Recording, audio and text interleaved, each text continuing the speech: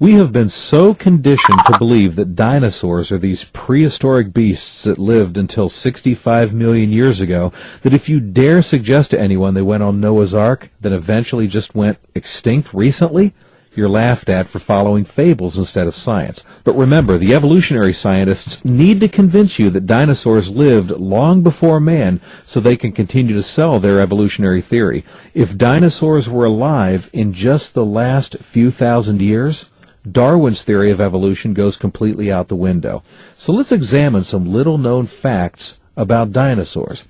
First, dinosaurs were nothing more than reptiles that continued to grow. Most people are unaware of the fact that reptiles never stop growing in size.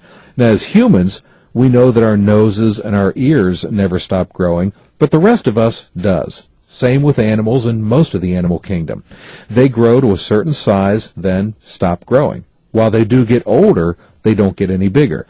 This is not true, however, with reptiles, as reptiles continue to grow in size until the day they die. That's why when you see a tortoise that's lived for over 100 years, it gets to be the size of a bathtub.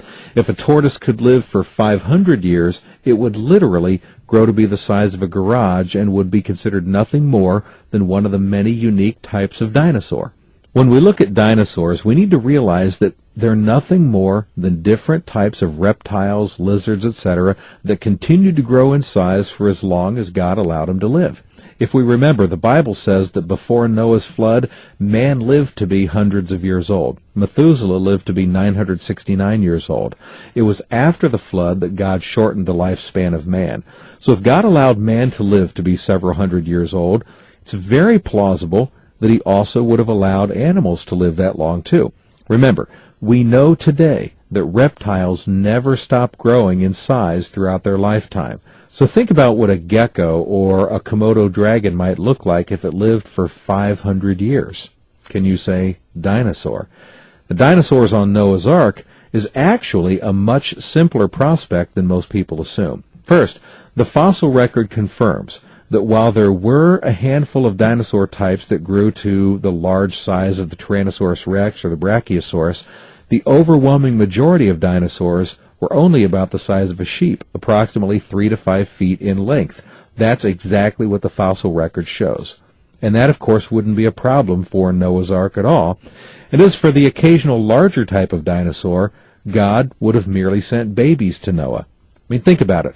When God sent 2 elephants to Noah to go on the ark, do you really think God would have sent 2 massive 12-foot tall full-grown elephants that are past their reproductive prime? Or do you think maybe he would have sent a couple of babies that would eventually grow and repopulate the earth after the flood?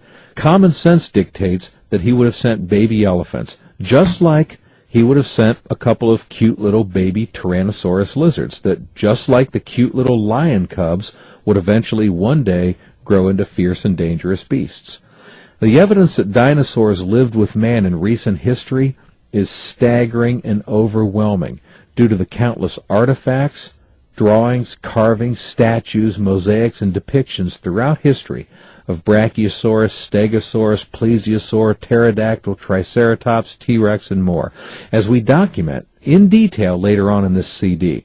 If man didn't live with these creatures, you have to ask, how did artists throughout history and in cultures all over the world happen to recreate these beasts thousands of years ago to coincidentally look identical to what we see in the dinosaur books in museums today that supposedly died 65 million years ago, well before man ever came on the scene? Some may say, well, maybe people in the past just happened to see dinosaur skeletons back then a few thousand years ago and draw the dinosaurs from those skeletons. Well, not so, and here's why. Dinosaur skeletons aren't just found lying on the ground intact somewhere so people walking by can look down and see what the dinosaur looked like. The bones are separated, fragmented, and embedded deep within the ground and mountains, with most of them missing. Occasionally you might find a piece of a single dinosaur bone sticking out of a rock here or there, but that's all anyone in ancient history would have ever found. They would not have been able to create the image of the entire beast without the entire skeleton. Yet the science of paleontology didn't develop until the early 1800s. The process of digging out and excavating dinosaur bones from rock didn't begin until then. Consequently, the first complete skeleton of a dinosaur wasn't even constructed until the early 1800s. In 1841, British anatomist Richard Owen coined a brand new word, dinosaur. It was from the Greek dinos, meaning great or terrible, and sauros, meaning lizard. That's where you get dinosaur. Before 1841, the word dinosaur didn't exist. That doesn't mean dinosaurs didn't exist. It just means that these giant reptilian creatures weren't called dinosaurs. They were called dragons. And dragon sightings have been documented and recorded throughout history by eyewitnesses and have been part of legend in cultures all over the earth from England to China. This documentation is also presented later in this CD, but for now you need to ask yourself, if dinosaurs died out 65 million years before modern man evolved, and the first dinosaur skeleton was not excavated and constructed until the early 1800s, how did human artwork throughout history manage to depict several types of dinosaurs that look identical